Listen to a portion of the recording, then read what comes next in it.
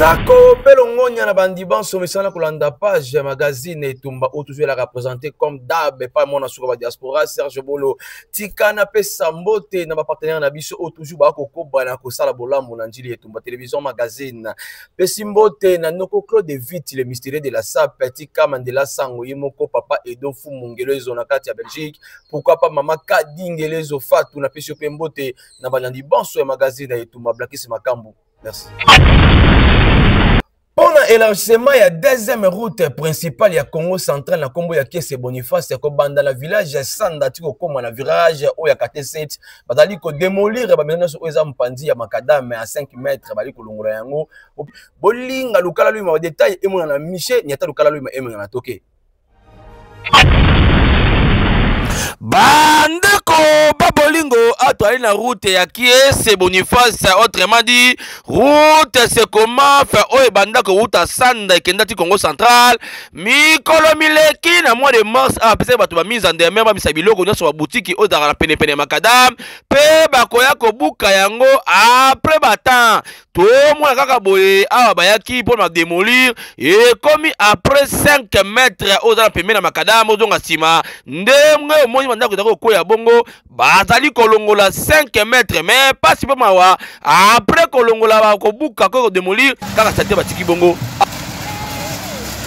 oh na démolition ezaka mopandi moko ozalaka na ngamba quartier 13 tina quartier 6 ko banda na njile brasserie tiko koma na quartier 6 o ya virage ya quartier 7 nde bali kolongola 5 mètres nde konanga ozalaka pene pene ya quartier 9 ko banga na hote ezaka mopandi moko nde bali kolongola pona kolongola 5 mètres tiko koma na virage yango ndenge zali boye komona makambo esali passe na mitema tata moko na 5 maisons ata na ka boye akomi na 00 tata moko na 10 maisons akala ka boye akomi na 00 pona nini ko élargir makadam et comme na niveau ya monene ya deux bandes ya aller na deux bandes ya retour bota la ndenge route segment fo zaki route magasin belé ya busiki yaki belé panga yi clôturer mais akaka batika ka bota ka hôpital ya batiki boye mais oyo ke ya ekelongwa malesima mikolo ko ya nyonso zolongwa ya kosakana te bande wa bolingo apena opération bandela mosala ya 0 opération 5 mètres zonga sima pepe tazi opération 5 mètres zonga sima Arnon na diabasana le maître awande suka o avenue ndembo bozomo na wana kala mingi te opaika éliminer bakolongola yango awa otonga 2 niveau 3 niveau opération 5 mètres en 0 enge kaka bazobuka boyo kansa bakolongola yango me batikeli bino bakolo lupango bino mokabolonga sate na bino apena toyebite kifuruki bola yango te na pasi ya kobuka mutu na susi na pasi ya kolongola biloko oyo mawa tadiki beni mawa tro bandeko babolingo mikoleko ya soka na nyongono ya maso na nyongono yo benga maso na zwa mbongo parce que tu chantier mikolo oyo bakope comme ebele baklotira mapangu maso luozi ya bayanza ya batandu ya ba ndenge na ndenge ba maso to bayo ya awa za misala po mikolo yo ba maso ba bulo so na nyongono yo ya mbangu maso ba charpentier bazo koma na bambongo akota bakloti na mapangu ya batu to ba nini ya mado kifurukimbi munungeri salika mbotenga na bino wele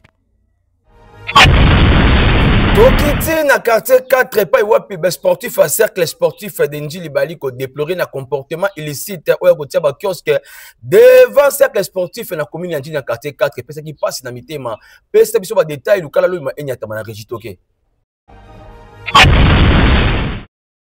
bandeko babolingo ato ali précisément na quartier 4 na référence école Likia na commune ya Njili mais awa population oyo ezali ko plaider awa pona matali ba kiosque oyo batile bango liboso centre sportif de Njili bali ko plaider mais botalo lenge population azali ko lela pona nini ba kiosque ezo kale bango visibilité na ka incendie ba komona te bagoko bo mutu pe awa bwake na kata cercle na bango awa sportif bato bakomona te pa bazitrenaka awa eza passe pe mawa mais passe pe mawa komona ba kiosque komi ebele bozomona ba kiosque bali ko planter partout na commune ya Njili mais passe pe mawa ko tala ba kiosque wana wa zolandimbu kaka affaire ya mania affaire ya moni affaire ya mbongo na mbongo mais salité bakipaka te tala koto awa mpialeve na peleve kifuruki bola apena ngongolo bageta inti na ebite pena se tobani pour la awa mama na salite ko sakanate kaka ba kioske ko ba kioske kaka ko ba kioske ba sengi na autorité urbaine atala kana bango yango ndeko abitu kala luyuma na micro de Tumba. Bonjour papa. Oui, bonjour.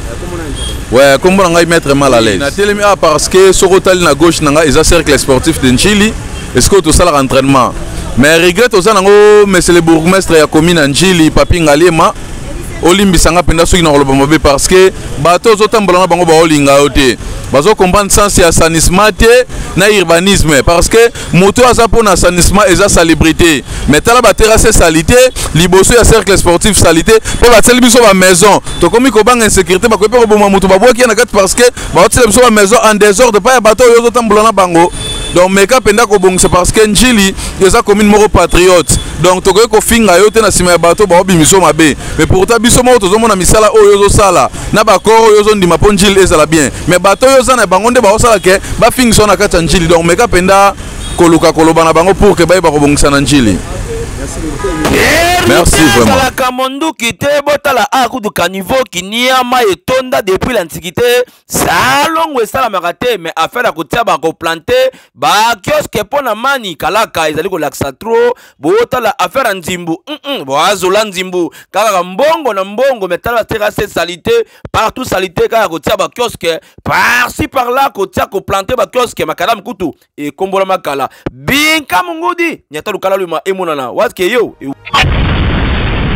Merci de nous avoir suivis. Na commune Souka ya page magazine na Etumba où elle est présentée par mon Souka Badjoka tikana pesa mbote l'équipe technique Simaki Biso Cédric Akambu na pesa mbote merci na Michel na pesa mbote tika na pesa mbote na partenaire na Biso loko la maître Arnaud de Diabasan l'expérimenté na pesa mbote maître Brice Matadi na pesa mbote maître Lens l'Équateur na pesa mbote